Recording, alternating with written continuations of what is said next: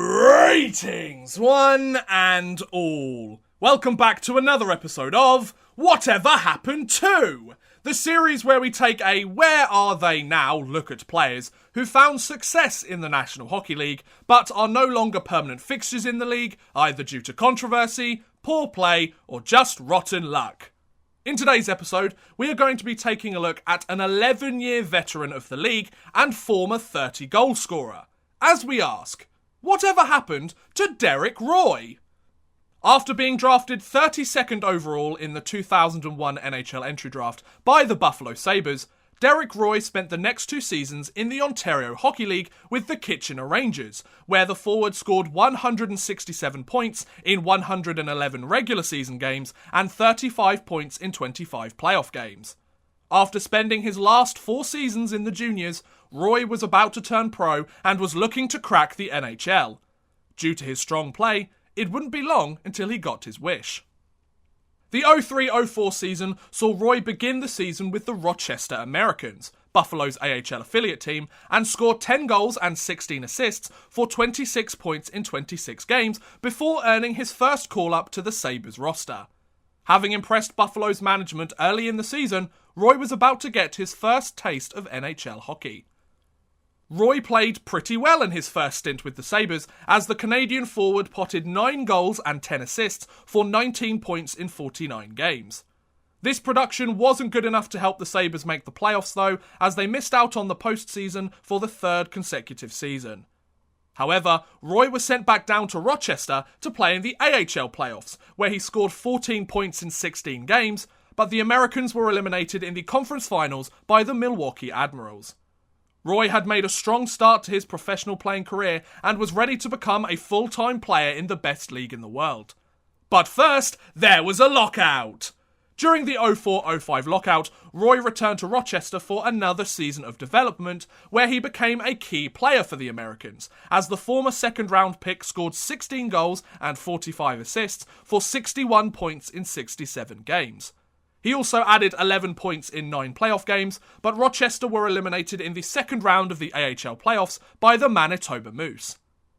The 05-06 season saw Roy fail to make the Sabres roster out of training camp and begin the season in the AHL with Rochester once again. However, after scoring an astonishing 7 goals and 13 assists for 20 points in 8 games, he was recalled to the Sabres roster. After scoring at over a 2-point-a-game pace to start the season, Roy had suited up in the AHL for the last time in his career, as he looked to finally become a mainstay on Buffalo's roster.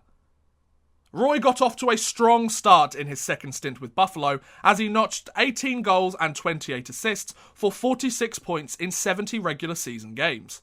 This production was good enough to help Buffalo make the playoffs, where Roy put up 15 points in 18 games, but the Sabres were eliminated in the conference finals by the Carolina Hurricanes.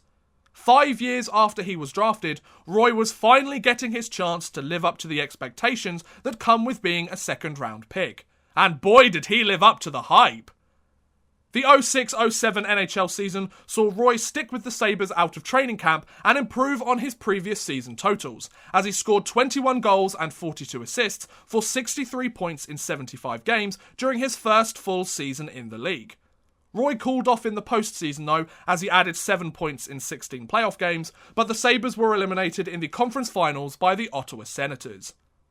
After the season ended and Roy's entry-level contract had expired, the Sabres rewarded Roy's continued improvement and patience with a 6-year, $24 million contract extension worth an average annual value of $4 million a season. Roy had earned his first big payday and was steadily improving his game the longer he played in the league. But the Canadian forward was about to reward the Sabres by kicking it up a notch in the seasons that followed.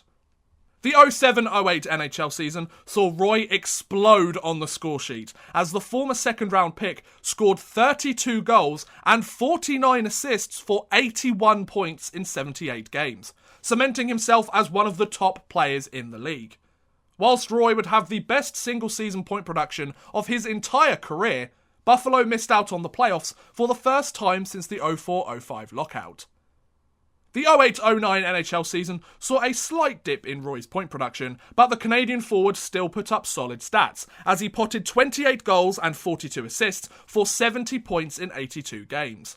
However, these numbers still weren't good enough to help Buffalo return to the playoffs, as the Sabres missed out on the postseason for the second straight season. The 09-10 NHL season saw Roy have almost identical numbers to his season prior, as he scored 26 goals and 43 assists for 69 points in 80 games.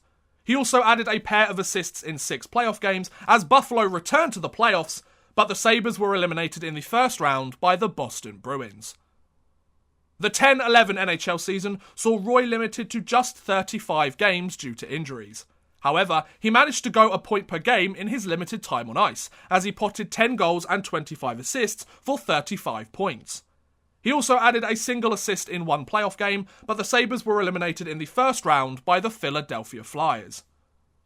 The 11-12 NHL season saw Roy's point production almost cut in half compared to his point production of seasons prior, as the former second-round pick scored 17 goals and 27 assists for 44 points in 80 games. This drop in his point totals impacted Buffalo's playoff hopes, as they missed out on the postseason for the first time in 3 seasons. Then, as he was approaching the final year of his 6-year extension with the Sabres, on July 2nd, 2012, it was announced that Derek Roy had been traded to the Dallas Stars in exchange for Steve Ott and Adam Pardee. Just like that, Roy had left the only NHL team he had ever known and was moving down south to try and prove last season's dip in production was nothing more than a fluke. The 12-13 NHL season began in a lockout, so most NHL players took their talents overseas to various other hockey leagues around the world until the NHL season began. However, my research has found no evidence of Roy playing for or even signing with another team during the lockout.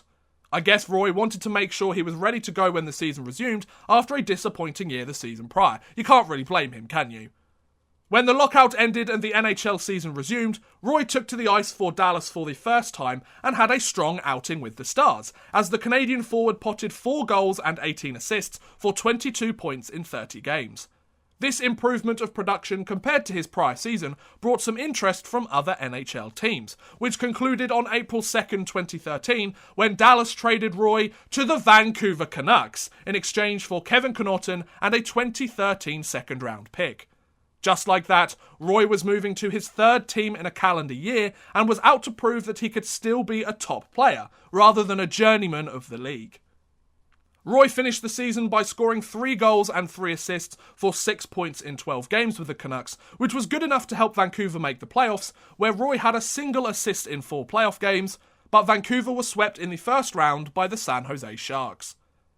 After his 6-year contract extension, he signed way back with the Sabres had expired, and having become an unrestricted free agent for the first time in his career, on July 11th, 2013, Derek Roy signed a 1-year, $4 million contract with the St. Louis Blues.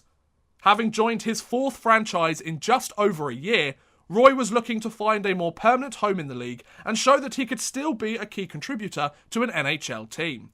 The 13-14 NHL season saw Roy suit up for the Blues for the first time and have a decent season in St. Louis, as the former second-round pick notched 9 goals and 28 assists for 37 points in 75 games. He also added a single assist in 4 playoff games, but the Blues were eliminated in the first round of the playoffs by the Chicago Blackhawks. Whilst Roy would continue to score at a point every other game pace, he would once again be on the move as the off-season arrived.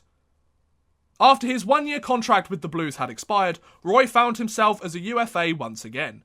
That is, until July 15th, 2014, when he signed a 1-year, $1 million contract with the Nashville Predators. Roy was finding it harder and harder to keep his once booming NHL career afloat, but he wasn't ready to give up just yet. The 14-15 season saw Roy suit up for the Predators for the first time, and have an okay start as he scored 1 goal and 9 assists for 10 points in 26 games. Then, on December 29th, 2014, Roy was on the move once again as he was traded to the Edmonton Oilers in exchange for Mark Arcobello. Just like that, Roy was moving to his 6th NHL team in 4 seasons and was looking to try and prove he could still be a productive player despite his career slipping through his fingers. Roy spent the remainder of the season with the Oilers, where he put up 11 goals and 11 assists for 22 points in 46 games. This production wasn't good enough to help the Oilers make the playoffs though, as they missed out on the postseason. After his contract with the Oilers had expired, Roy was having trouble finding interest from any NHL teams. This continued throughout the off-season until pre-season arrived, where Roy signed a PTO contract with the Washington Capitals.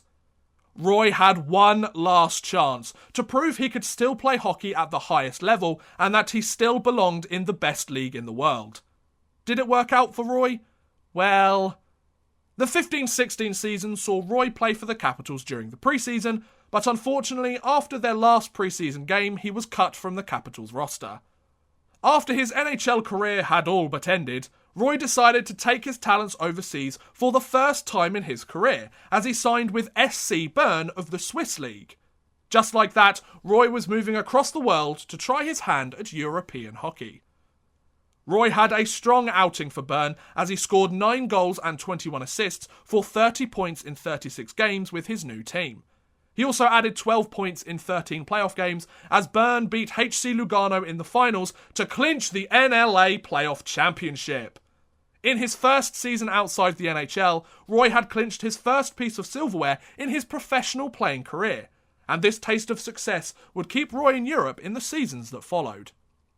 After his contract with Bern had ended, in July of 2016, Roy signed a 1-year contract with Avantgarde Omsk of the KHL. Just like that, Roy was moving across Europe to his third league in 3 seasons to try his luck in the best hockey league outside of North America. The 16-17 season saw Roy suit up for Avantgarde and play pretty well, as the former second-round pick scored 5 goals and 7 assists for 12 points in 21 games.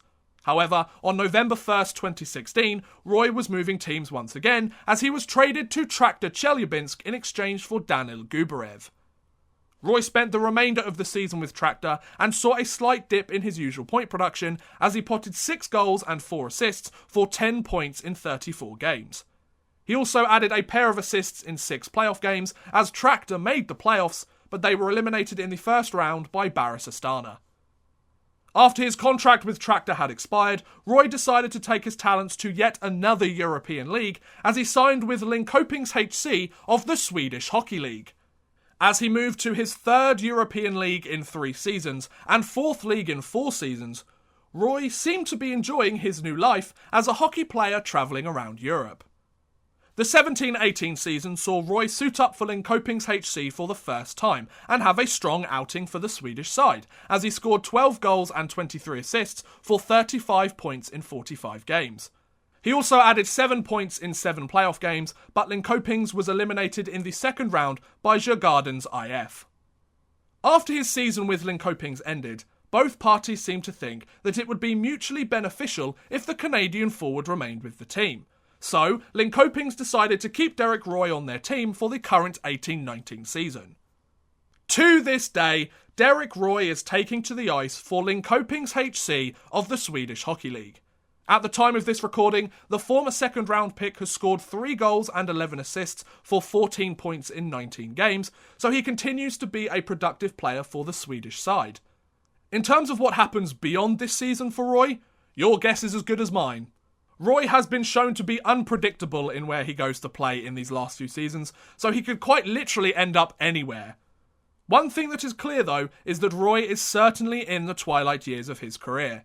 Sure, he still has a couple of good years left in him, but at 35 years old, he's not getting any younger, and will surely hang up the skates and call it a day in one of the following seasons. But regardless of how Roy left the best league in the world, or where Roy is when he ends his career, there's no doubt that Roy had a great NHL career. In 738 games, Roy scored 189 goals and 335 assists for 524 points, as well as 27 points in 49 playoff games. Add to that the 101 points in 155 games since he left the NHL, and it's clear that when Derek Roy does decide to hang up the skates and call it a day, his career has been one hell of a journey. And there you go. That's what happened to Derek Roy. What do you think about Roy's career? Is it good, bad, or do you think he should still be playing in the NHL? Also, is there another player that you would like me to look at as part of this series? Let me know in the comments below. I'd love to hear what you guys think. But thank you very much for watching, guys. I hope you have enjoyed. Please feel free to like, subscribe, share, or watch some of my other videos. Thank you very much for watching, and goodbye. A big thank you to Chris Gadsby and Max Artis for helping support this video via Patreon. If you too want to help support the channel a little bit further and get a shout out at the end of any future videos, make sure you head over to patreon.com/oddmanrush and become a patron today.